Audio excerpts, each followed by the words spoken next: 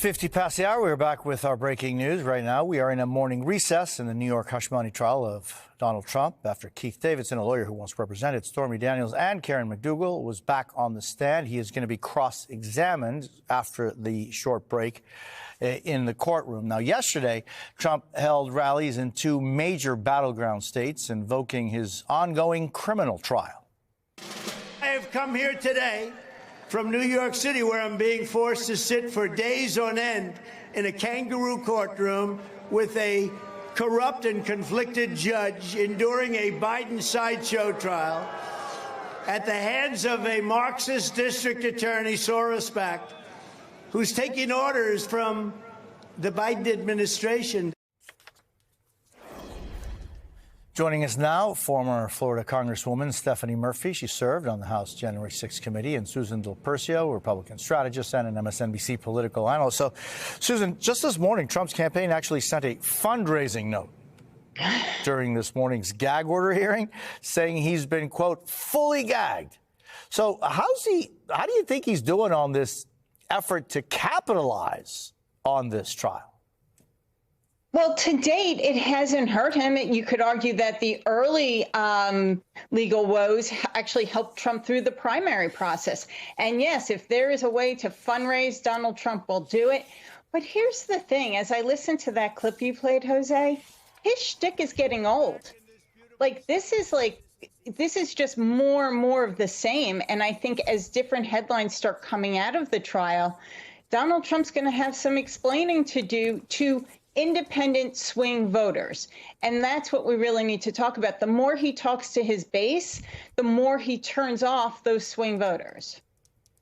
Yeah, I mean, Stephanie, the swing voters are saying this day in and day out. And what do you think they're going to be saying? And can people's perception of this change or evolve with the passing of time? You know, I used to represent a district that was considered a swing part of the swing state, and swing voters in districts like mine really aren't tuned into the election at this point in time. And I know that we in Washington breathlessly watch every minute of this trial and all of the proceedings, but the average independent voter, especially in Florida, as you know, really don't pick their head up and pay attention to the presidential until it gets much, much closer to the November election date.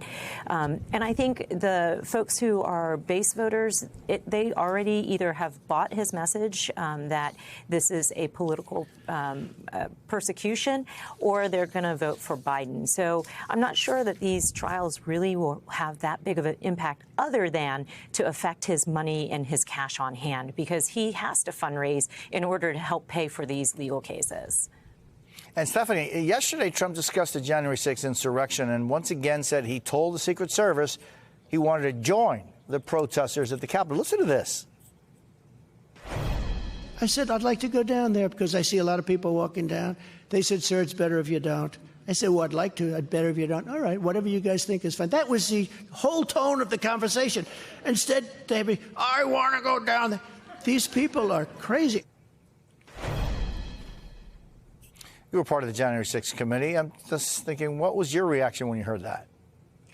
I had always said that it didn't really matter how he expressed his desire to come down to the Capitol. It was the fact that he wanted to come down to the Capitol to disrupt the proceedings at the Capitol that was the important fact.